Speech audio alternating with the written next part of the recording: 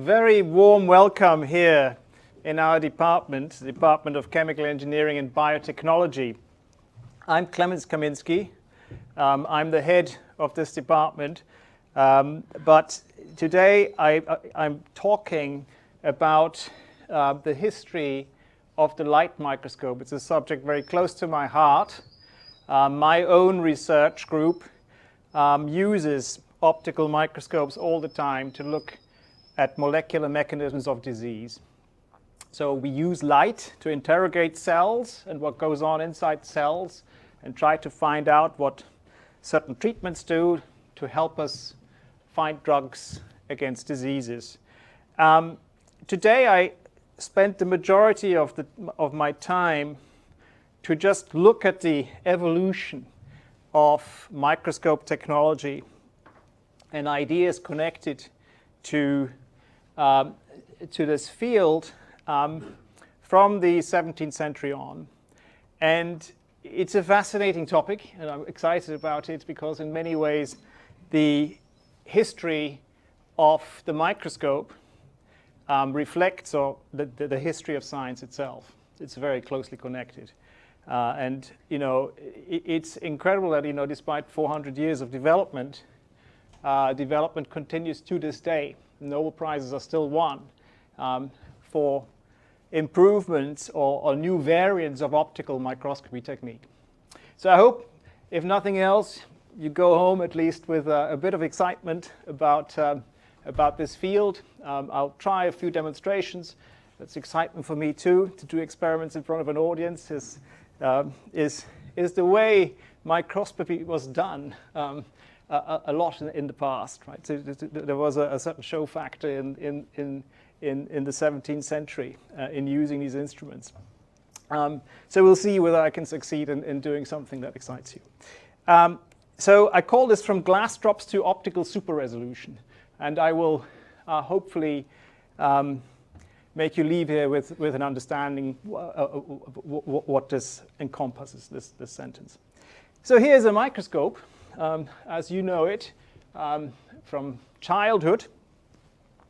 A microscope is in essence just a lens. You have a high power lens and an object, and you produce a magnified image of that object in this sort of configuration. You put the object close up to the lens. It's a high power lens. And then in this configuration, you can form a real and inverted image. If you put a screen here, a little bit like what this projector does onto this screen, you get a real image which you can look at. And if you do it right, you get a magnified image and you can look at things in more detail. And it may surprise you, but for about 150 years, that was the best microscope available.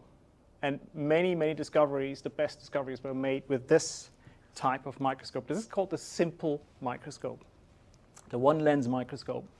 And the first person to really perfect this instrument was this man here. And that's really, we microscopists often think of him as the pioneer of modern microscopy, Anthony van Leeuwenhoek.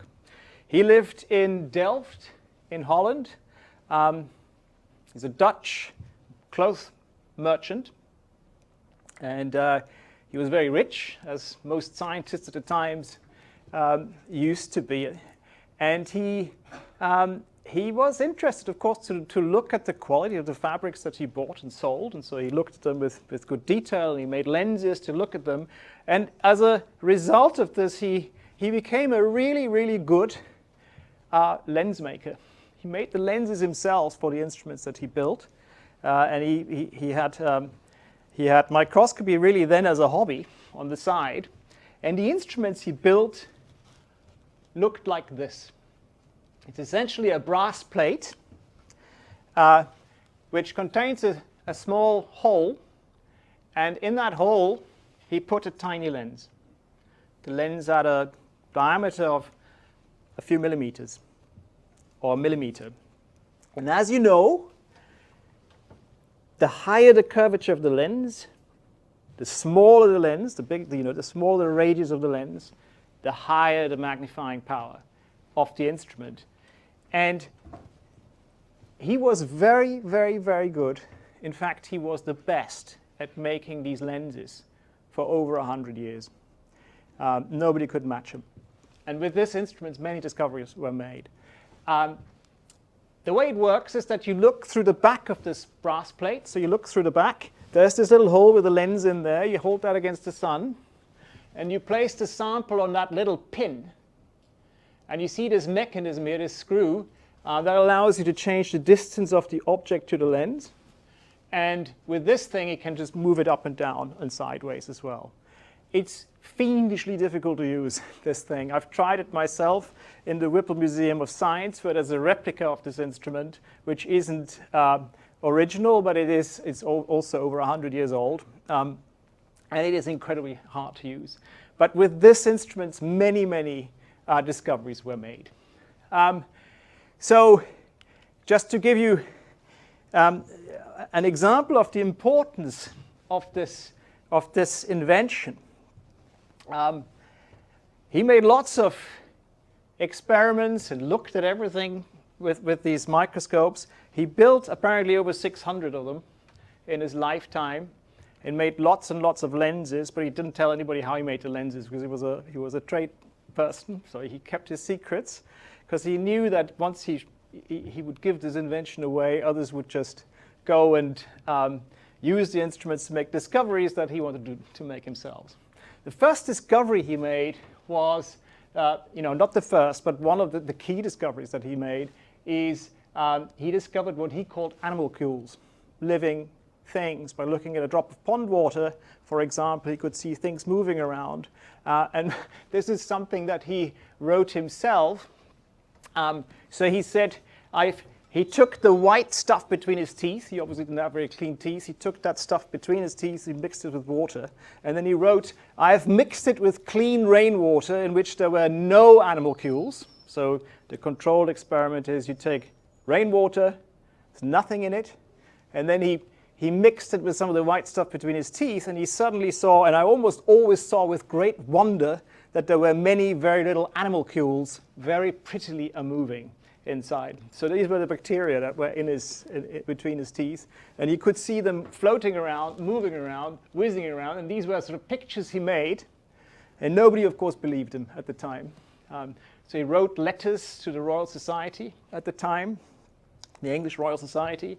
It took him a long time to convince people that this is the case. There are two reasons for it. First, they weren't ready. In the world picture, these things didn't exist. But the other was that nobody could actually replicate these experiments because they didn't have access to these microscopes. So he actually made then microscopes and passed them on to others. It was a very interesting. He published then lots and lots and lots of letters later on in the Royal Society, and was of course then finally accepted as a great scientist. So he was certainly the first one who saw living microorganisms or single cell systems as a person. And what else is there to say about Leeuwenhoek? I mean, he lived in this Dutch Golden Age, and this was really an incredible time. There was incredible liberal, intellectual, thriving thought in Holland. This was the time where there was Galileo there, Spinoza, all were active in Holland at that time. Descartes was there, John Locke. It was incredible. This was also the time of Vermeer and Rembrandt and so on. So this was really an incredible time. All the thinkers that were banned from other countries actually could convene in Holland at the time and were able to invent amazing things.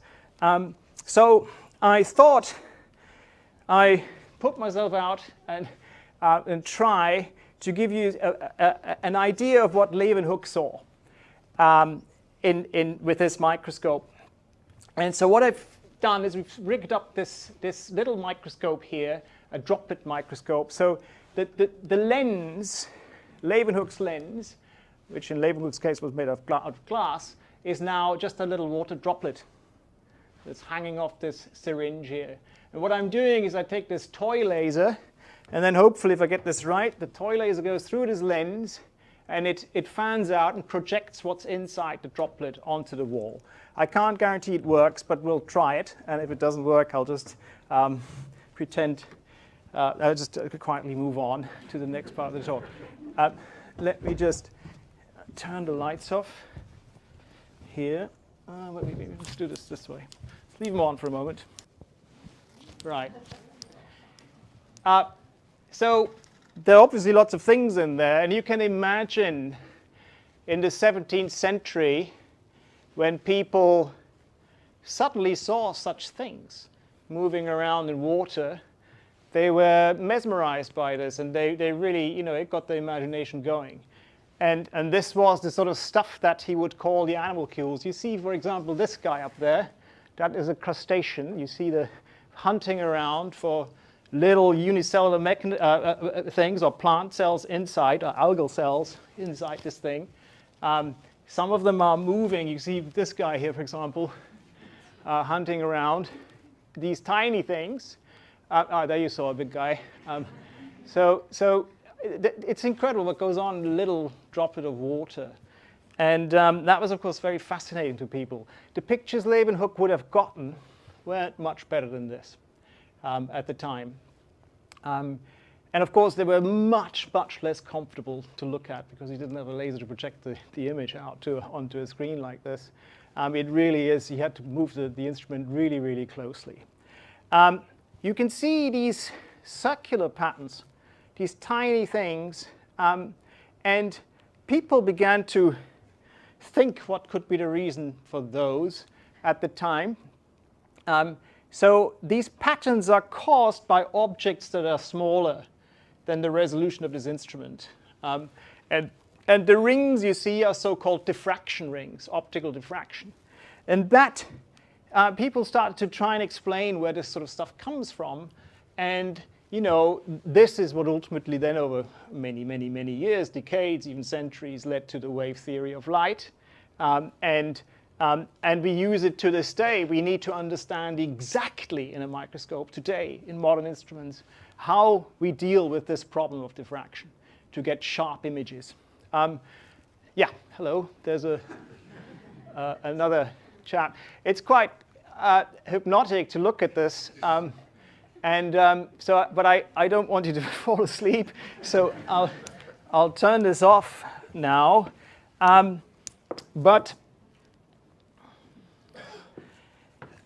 So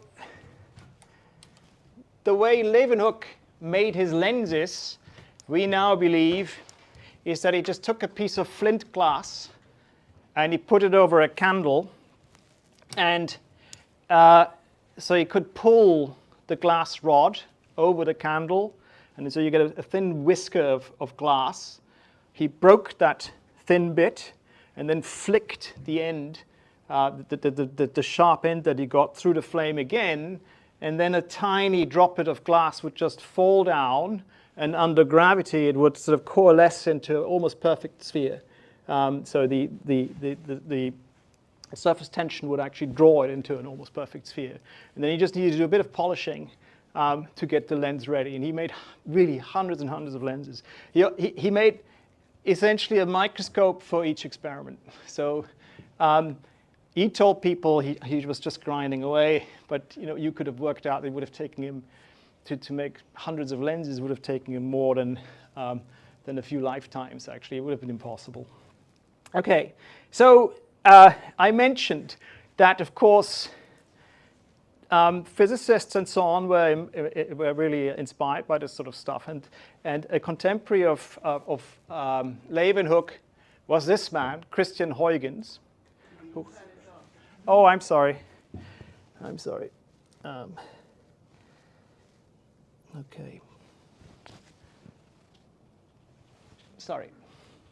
Yes, a contemporary was this man, Christian Huygens, who probably was a friend of the Leeuwenhoek house, and they met regularly. And in one of, he was very keen on looking at this wave aspect of light. And one of the famous pictures that are that were made by Leeuwenhoek that many physicists know is this one here of a candle. And and Huygens thought of image formation as essentially in the following way. So if you have the candle and you look a little bit further downstream at this candle, then the light arriving at any point in space is the superposition of lots of little spherical waves that emanate from every point inside that flame. So the idea is that each point of an object acts as an emitter of light, a tiny point emitter of light.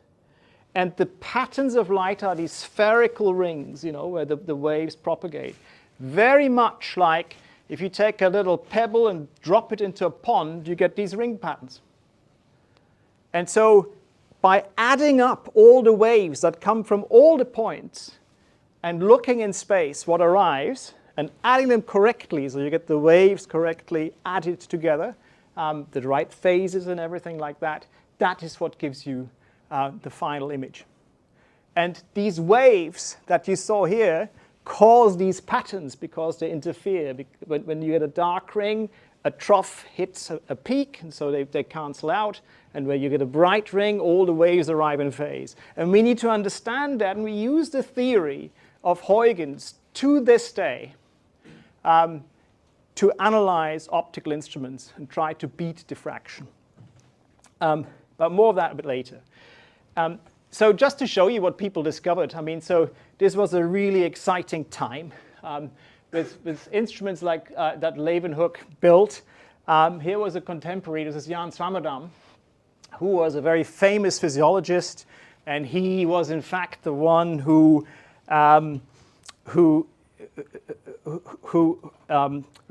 refuted this theory by Descartes, how our muscles work.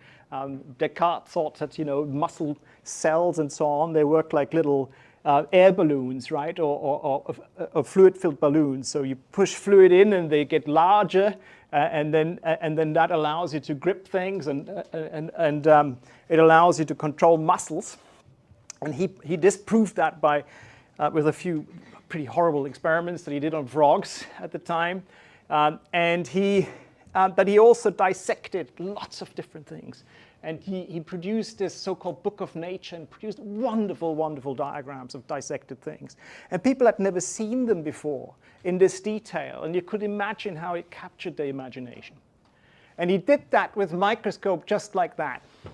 You can imagine how difficult it must have been with this Leeuwenhoek microscope to do such detailed anatomical studies. You needed to be really good at drawing at the time. Otherwise, you were not a good microscopist. You may be familiar with that face because it looks very, very similar to this face. And this is a picture by Rembrandt. It's very, very famous picture. It's called the Anatomy Lesson of Dr. Tulp. And so all the pictures of Swammerdam look like that. But this is not Swammerdam because this picture was painted 5 years before he was born, right?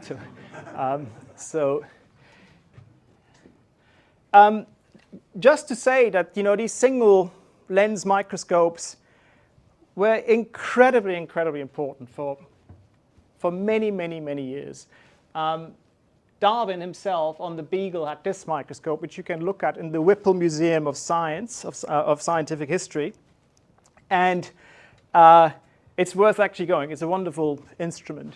So this you could put a little drop of water on there and they look through this lens. It's exactly the same principle as he had before.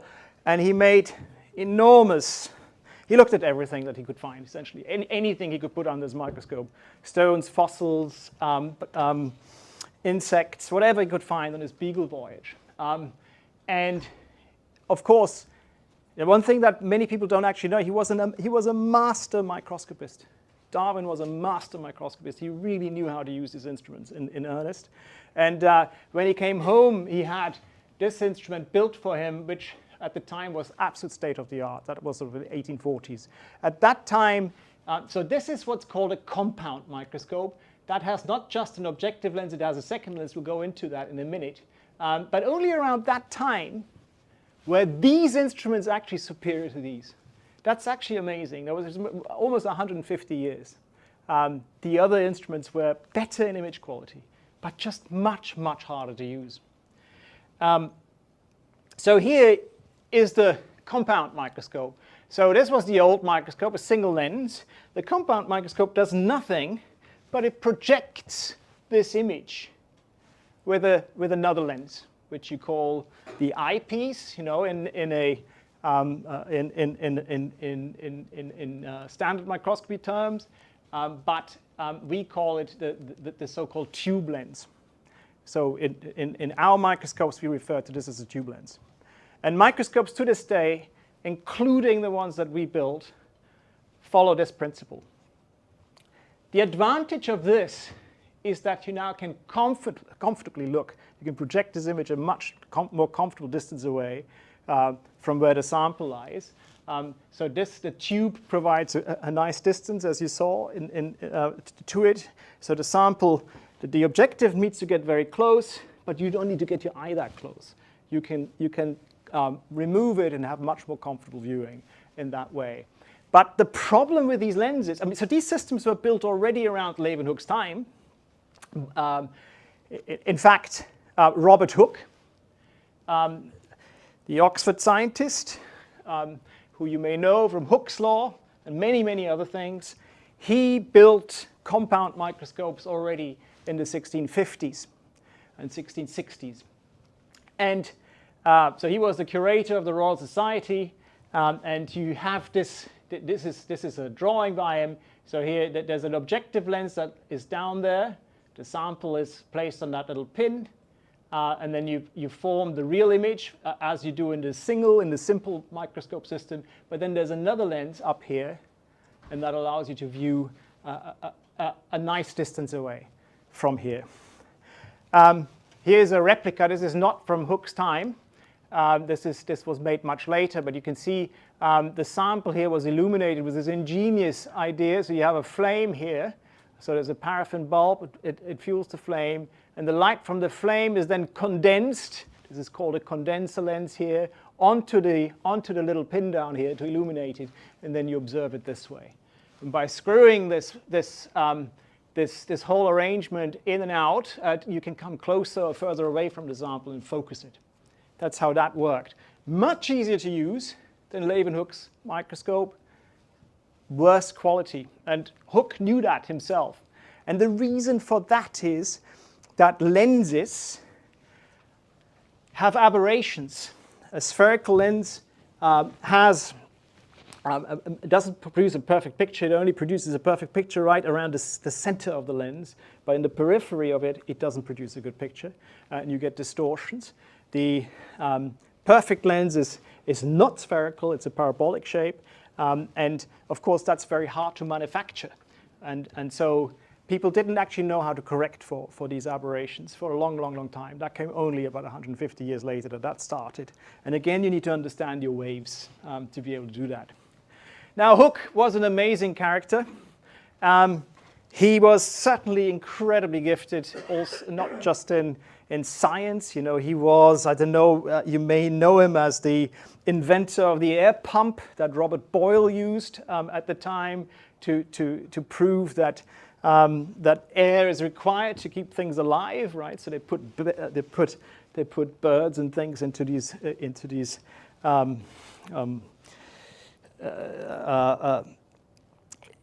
devices. They suck the air out, and they could see that the bird didn't live for very long, right? So this was actually an important experiment at the time, but it was made possible through the technical innovation of Hooke. It was actually very complicated, this air pump thing that he made. He was a master instrument maker. Hooke was also the scientific curator of the Royal Society at the time, and so he published lots of articles later on, and he published also a book that is, many consider this to be the first scientific bestseller. This book called Micrographia, published in 1665 by the Royal Society, contains these amazing images. that he drew. This is the famous flea that you see. The originals, the first editions are here in Cambridge. You get actually with the kind help from the Whipple Museum of Science. I was actually able just about a week ago to have the first edition Micrographia in my hands, which was a really special moment for me because it's one of the classics in the field. And he also drew this picture here. This is a picture of a slice of cork. So it's the bark from a cork tree, essentially. And he saw these things that he drew like that and called them cells. So the word cell comes from this picture out of Micrographia. And he just thought these looked like the quarters of where monks live, right, in monasteries. That's why he called them cells. He had no notion of what the importance of cells was at the time. He just thought they were fluid canals to put stuff through. But that's where the word came from, and that's why we still use it today. This is a picture of microscopes from the 18th century. Which you can look at in the Whipple Museum of Scientific History. So Morgan Ball here has very kindly come here today, and from that era has provided us with a few samples that people looked at. So we have samples here from the 1790s and so on. And I should just state that you look at these instruments, they're absolutely beautiful. And the reason why they were beautiful is because again, these were instruments that were made for very rich people, and the science was done also to convince rich people, right? So if you did a demonstration and you had a crummy microscope like I just did, they wouldn't have believed that what they see is the right thing, so they needed to look really professional, really nice, and so that's why they were made so beautifully, and it's really worth actually looking at those. And even the samples that they made at the time were contained in beautiful, chests, and and made beautiful slides, and there was a real market for those, and they cost a fortune. These things to buy, and I'll just show you one example that Morgan has kindly allowed me to use. So if I get this right, you see whether I can switch this on. So here you see, hopefully, in a minute, you see a drawer from a chest containing samples that are from 1790. And you could buy these as kits, essentially. It cost a lot of money. They were beautifully made up. There's lots of insects here and other things. I don't know whether I can make this bigger. So here, each one of those contains something that's now dried. And I will try to show you this here. I've got another little microscope sitting here. Let's see whether I can get this to work. This one's slightly better than the water droplet. Let me just see whether I can get this to work. It's not yet. It's just died on me. Let's try this one more time. No, it's not wanting to do anything. Is there a window user here who can kill an application for me? Let's try that again, because I think it's frozen. It's completely frozen. Yeah, just this application. We need to restart it. There you go. This is experimental science for you. As you can tell, I'm used to plenty of experiments that have gone wrong in my time. Okay. That's looking better. Yeah. If not, it's not a tragedy, but it would be nice, wouldn't it?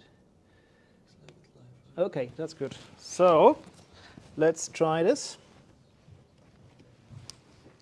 Here we go. So I'm going to take one of these samples out from here, and we'll look at it. So, well, I'll just go back so you can see which one I'm taking. The one I'm taking now is this one here, and I'll place it under the microscope.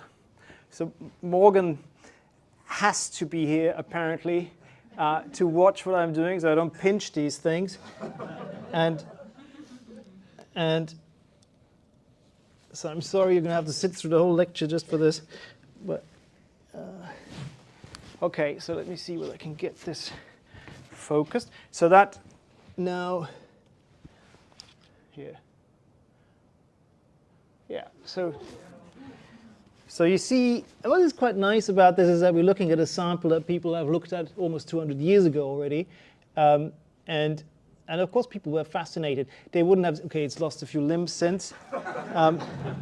But you can imagine that people, once they saw these things, that they were fascinated. They, it's like the child, it appeals to the inner child, of course, right? So I still like looking at things like this, and you have to imagine that in the 17th century, the fascination was enormous because people were used to looking at stars and trying to find what's out there. And astronomy really captured people's imagination. But this came afterwards. And, Galileo turned his telescope around and he had a microscope, right? And suddenly he said, actually, there's interesting things happening too once we go to the smaller scale. And in many ways, it's even more fascinating because it's so real. It's here, right? And you see it in a way that you've never seen it before. And I think that's true still of our science. We see things that are fascinating. They're not just interesting because they solve a scientific question, but they're also, there's a certain fascination at seeing things that you hadn't seen before. I don't know whether I can take the little bug out. Let's try that one quickly and then move on. So this is the little bug that you saw early on, and that's, again, it's remarkable, isn't it? The colors here from the bug. And this bug's been sitting in this dish for 200 years. But of course it never loses its color because now we know that the color is produced by what is called a photonic crystal structure. So tiny structures on the surface of this that refract the light and diffract the light so that the certain colors are reflected back into your eye and others are absorbed in the crystal. And so that's why butterflies and other things, they make these photonic crystals, and we're only now beginning to mimic nature, right, to make materials like that, because you have never fading colors, or you can do certain amazing things with light that nature's been able to do for many millions of years. Okay, so I'll go back to the presentation, and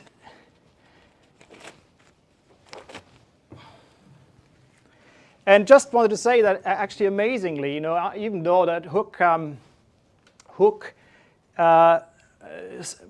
coined the word cell, the notion of what a cell is wasn't really understood until Schleiden and Schwann. It's an interesting story again. Schleiden was a botanist and Schwann was a physiologist. And one studied tulips and the other one studied frogs. But they were, of course, keen microscopists, and again, you could see they could draw incredibly well. But what they realized is that if you go down to a very small scale, the architecture of cells that you find in tulips look very similar to the architecture of cells that you find in frogs or other living beings. And that is what led to this so-called cell doctrine, that all living things are composed of cells, that this is the minimal unit of life, is a cell, right? So every living thing is composed of at least one cell. And then they went further and said, the purpose of cells is to reproduce, right? To produce daughter cells and so on, and to produce energy.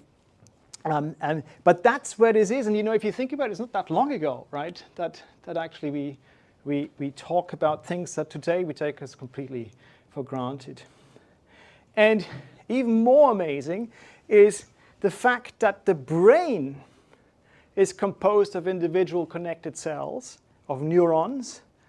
That wasn't really known until 1900, just before 1900.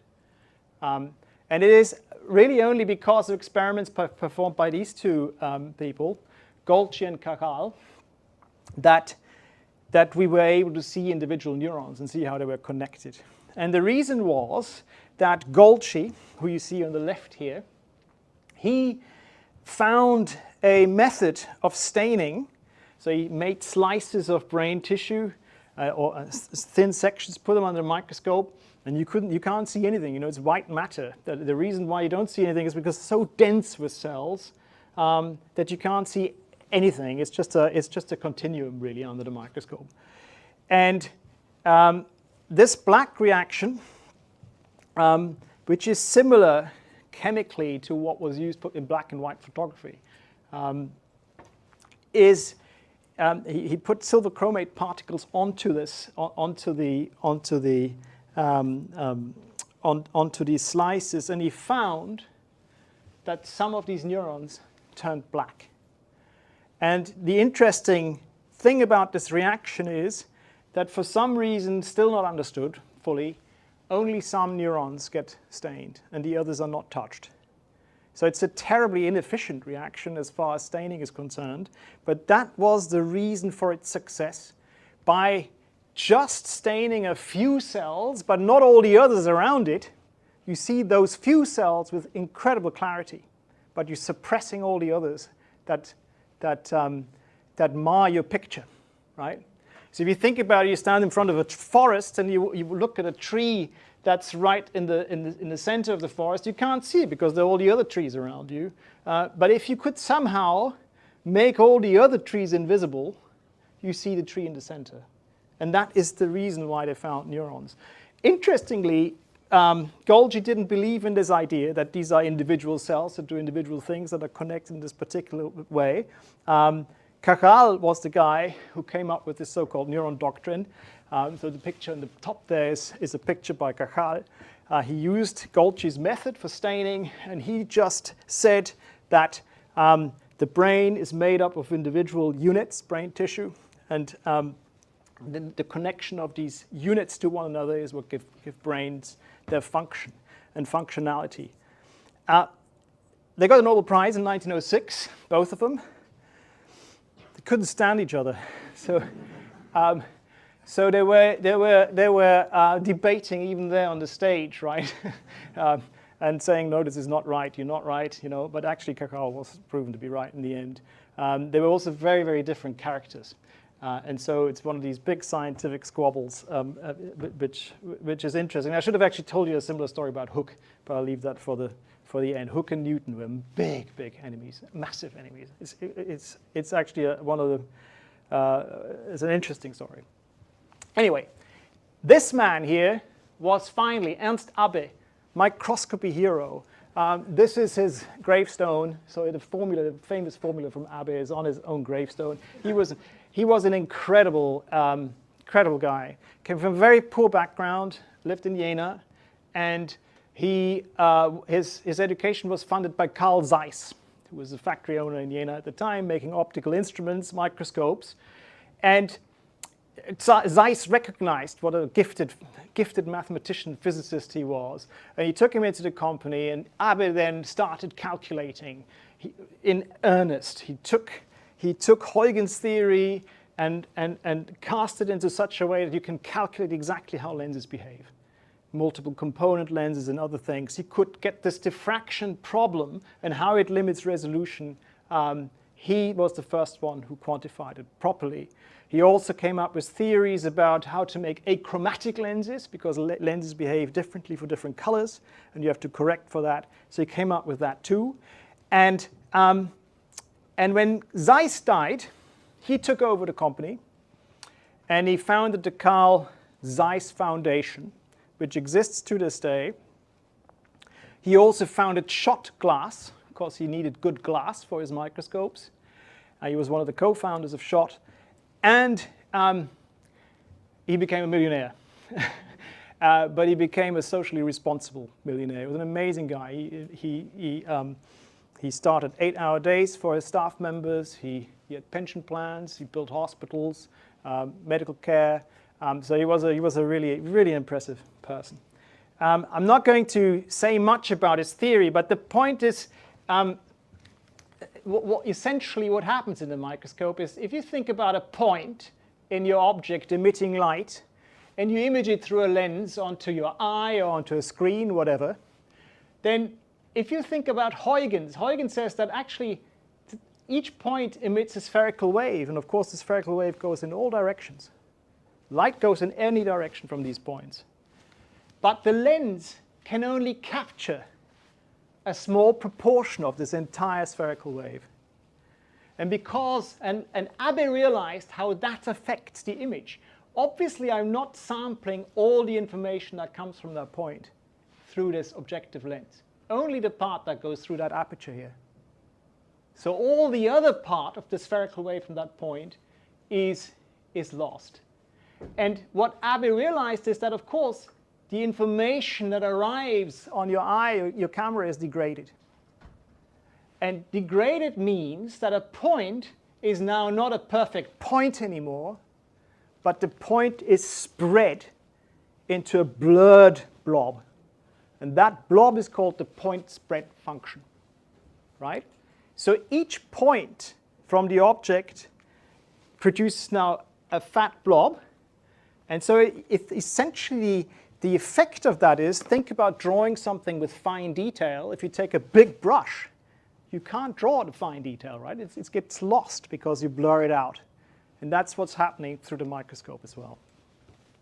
And so I go now on and make a big jump because the techniques that we use in our laboratory are, and I'm mindful of time, I'm talking far too much. The technique that we use in our laboratories is called fluorescence microscopy. So what we use is we label proteins or entities that we're interested inside cells with colors, and then we can use filters to take images of those colors, and then we know that color corresponds to this protein, this color corresponds to this other protein, and we can therefore get selectivity about the things that we look at. That's incredibly powerful. And we can now do this thanks to these three people here, Shimomura, Chalfie, and Roger Chen. We can now do this in living cells. And they've invented a method of putting tags on by taking the genetic sequence of a protein that itself fluoresces. And they fuse that sequence to the sequence for a protein that you might be interested in.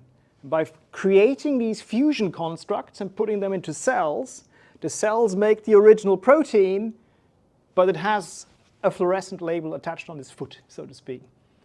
And that's amazing because it works in living systems. So I can show you what this means. So here you have images from our own laboratories. These are neurons.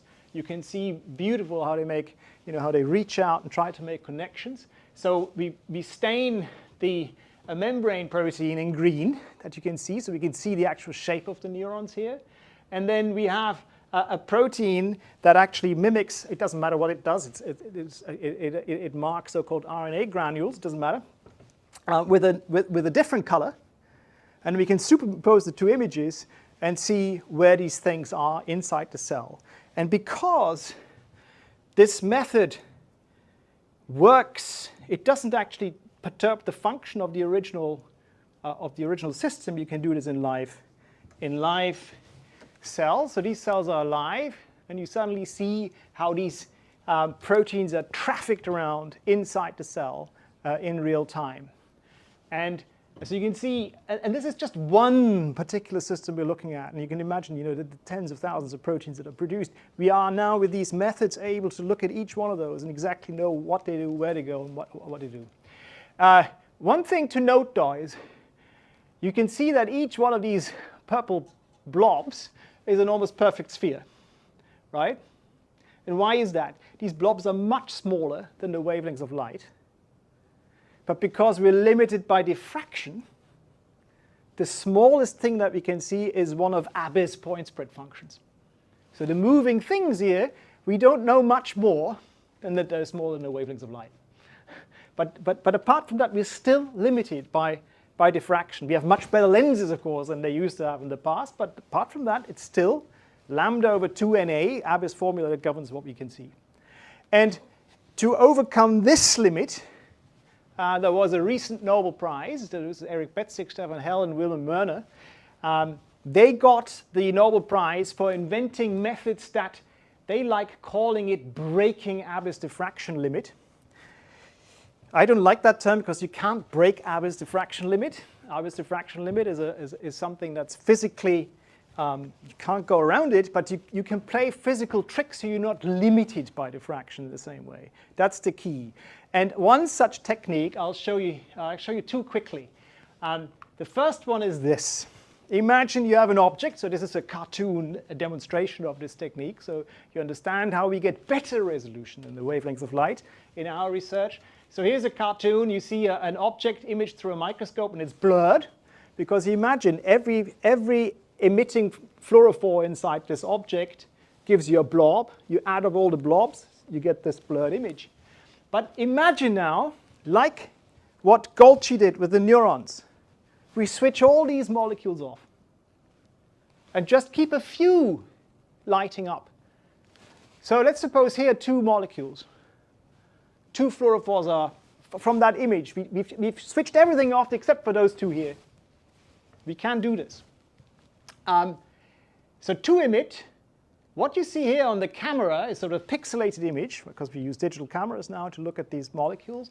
And the pixelated image, what does this show? It shows the point spread function, right?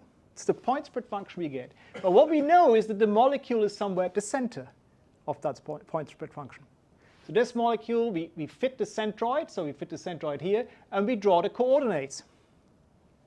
So this is the coordinate for this fluorophore, this is the coordinate of that fluorophore, and we can localize the center of these to much greater precision than the point spread function. And then we repeat this. We switch all the molecules around. We take thousands, tens of thousands of images, and then suddenly from the location you get a super resolved image from the localization data. That's the principle of what is called single molecule localization microscopy. The only problem is it takes a lot of time. But what you can do with this is now our own research. So we were able, for example, to look at molecule by molecule. So now we get a molecular level resolution with an optical technique. And because optics doesn't, it doesn't hurt, it doesn't change the process, in contrast to other techniques, like electron microscopy, which you need to do in a vacuum and other things. We can watch, for example, this process here. This is the protein that causes Alzheimer's disease. And the protein, when you have the disease, it misfolds in a certain shape. And it causes the protein to self-assemble into these large fibrillar structures. So it's like the protein is called amyloid beta in this particular case. It's a protein that's floppy normally, but when you have the disease, then you may have present certain forms of this misfolded protein, which is shown here in red. And when they are present, they force the other proteins around it to also adopt this template, and then they start growing like Lego pieces, making these long fibrillar structures. And that's a problem because these structures then themselves, so molecule by molecule, we can watch this. And this is again a fluorescence image now with lower resolution than you saw before. But these fibrils form these plaques in the brains of patients who suffer from this disease. And of course, these kill brain matter, they kill neurons. And we use this in our research. You can imagine now, like you can try drugs and see whether we can inhibit this fibrillization process. So we can now get molecular level detail about how we can play with such systems at the molecular level and see what the cells do, how we can interact with the aggregation process itself, and so on, how we can keep things alive. Another method, which I'm not going to talk through now because it takes too long. I'll finish, but yeah. So I'll skip this method. But I just wanted to convey that we can turn pictures that used to look like that into pictures that look like that with such methods. So we get much greater clarity. So here you see actually these proteins that cause Alzheimer's disease within a single cell. And this is the microtubule that, the cytoskeleton of the cell that spans the cell like the poles in a tent. And you can get, absolutely beautiful images now with these things. This is again from our research. So you see, we can stain proteins. So we take one image of proteins by using the right color filter that looks at microtubule inside the cell, and they actually don't look very healthy in this cell. And the reason for that is the presence of these little dots here, and these are COVID virus particles.